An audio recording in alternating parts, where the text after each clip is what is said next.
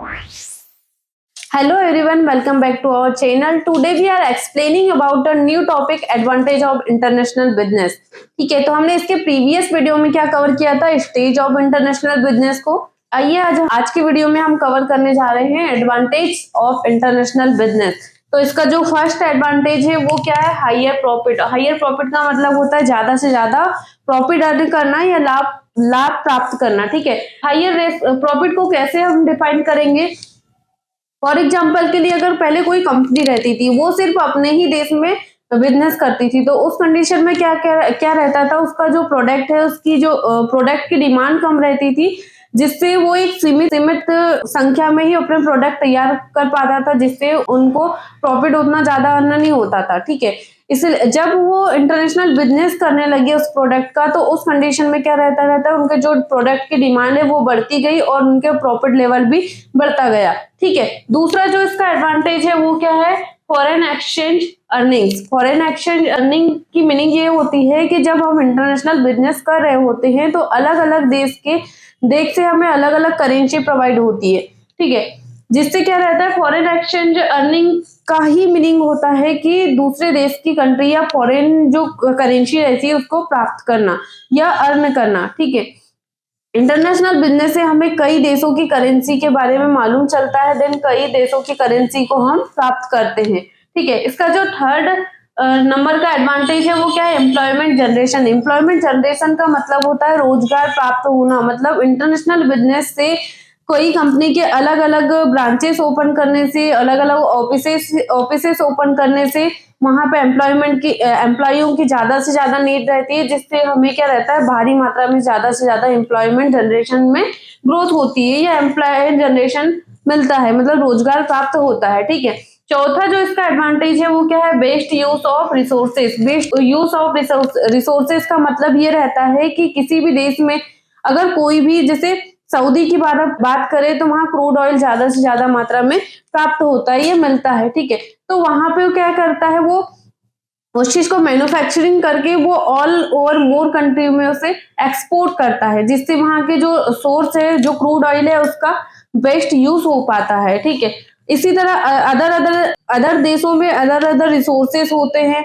तो वो उसका एक बेस्ट यूज कर पाते हैं इंटरनेशनल बिजनेस की वजह से। ठीक है, जो पांचवा इसका एडवांटेज है वो क्या है, मार्केट एक्सप्रेशन। मार्केट एक्सप्रेशन का मतलब ये रहता है, वहां का जो मार्केट है ना, उसके बारे में हमें नॉलेज होता है मार्केट एक्सप्रेशन से, कि वहां का जो मार्केट है वो किस तरह की चीजें पसंद करता है और वहां के मार्केट में कौन सी तरह की हमें चीजें सेल करना चाहिए। ठीक है, इसके बाद में जो छठवां एडवांटेज है वो क्या है, technology of knowledge. Technology of knowledge का सीधा सा मतलब ये रहता है कि इंटरनेशनल बिजनेस अलग अलग देशों के साथ में करने से हमें अलग अलग देशों की टेक्नोलॉजी और वहां की जो मशीनों के बारे में हमें ज्यादा से ज्यादा इंफॉर्मेशन मिलती है, जानकारी प्राप्त होती है। अलग अलग टेक्नोलॉजी के बारे में हम जान सकते हैं कि कौन से देश में कौन सी टेक्नोलॉजी का यूज करके अपने बिजनेस को कितना ग्रोथ किया जाता है, या कौन सी टेक्नोलॉजी को अगर हम अपने बिजनेस में यूज करते हैं तो वो ज्यादा से ज्यादा ग्रोथ करके हमें ज्यादा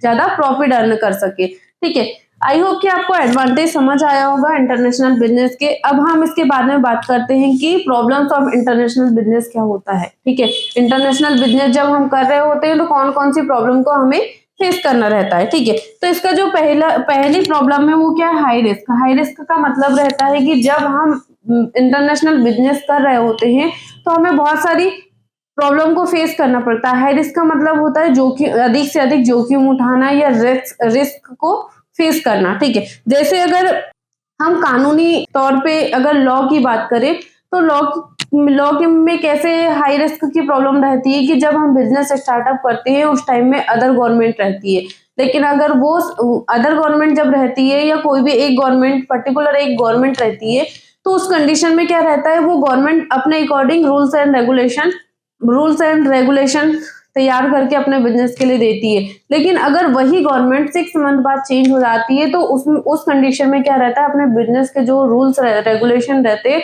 वो पूरे से पूरे चेंज हो जाते हैं। उस कंडीशन में हमें क्या रहता है कि लॉस की पॉसिबिलिटी रहती है। इसीलिए कहा गया है कि इंटरनेशनल बिजनेस में हाई रिस्क की प्रॉब्लम को हमें फेस करना होता है। ठीक है, इसका जो दूसरी प्रॉब्लम है वो क्या है, कल्चर डिफरेंस। कल्चर डिफरेंस का सीधा सा मतलब ये रहता है कि जैसे हम फॉर एग्जाम्पल के लिए समझते हैं कि कपड़े का बिजनेस कर रहे हैं हम, है ना, क्लॉथ का बिजनेस कर रहे हैं, तो क्लॉथ का बिजनेस में क्या रहेगा, अगर सभी कंट्रियों के लिए इंटरनेशनल बिजनेस कर रहे हैं क्लॉथ का, उस कंडीशन में क्या रहता है, अलग अलग कंट्री के कल्चर के अकॉर्डिंग हमें कपड़े तैयार करना पड़ेगा। उसमें क्या रहता है, एक तो अपना कॉस्ट भी ज्यादा लगती है, टाइम भी ज्यादा लगता है, और मशीनें भी अलग अलग यूज में होती है।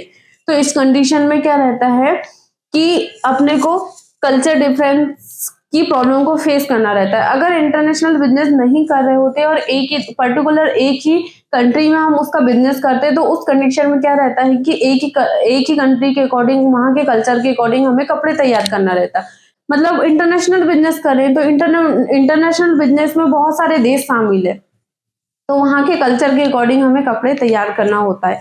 इसलिए कल्चर डिफरेंस की प्रॉब्लम को भी हमें फेस करना रहता है। ठीक है, इसके बाद में क्या है, करेंसी रिस्क। करेंसी रिस्क का मतलब ये रहता है कि जब किसी देश से मतलब इंटरनेशनल बिजनेस कर रहे होते हैं, तो उस कंडीशन में जो अपने पास फॉरेंसिक करेंसी आती है, अगर उसमें थोड़ा घटाव चढ़ाव होता है, तो उस कंडीशन में क्या रहता है, हमें करेंसी रिस्क की प्रॉब्लम को भी फेस करना होता है। इसकी जो 4th नंबर की प्रॉब्लम है वो क्या है, हाई कॉस्ट। हाई कॉस्ट का सीधा सा मतलब ये रहता है कि अगर हम डिफरेंट डिफरेंट प्रोडक्ट तैयार करते हैं, तो उस कंडीशन में क्या रहता है कि अपने कॉस्ट ज्यादा लगती है। ठीक है, अगर कोई भी एक प्रोडक्ट को हम बल्क में तैयार करते हैं, तो उस कंडीशन में अपने को टाइम भी कॉस्ट भी कम लगती है और टाइम भी कम लगता है। लेकिन अगर वही प्रोडक्ट को हम भिन्न भिन्न रूप से तैयार करके देते हैं, तो उस कंडीशन में अपने को कॉस्ट बहुत ज्यादा लगती है। ठीक है, मतलब हाई कॉस्ट की प्रॉब्लम को भी हम इंटरनेशनल बिजनेस में फेस करते हैं।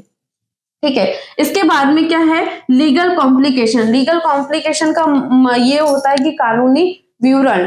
कानूनी विवरण का मतलब रहता है कि हम इंटरनेशनल बिजनेस कर रहे हैं, तो बहुत कानूनी विवरण हमें बहुत सारे फेस करना पड़ता है।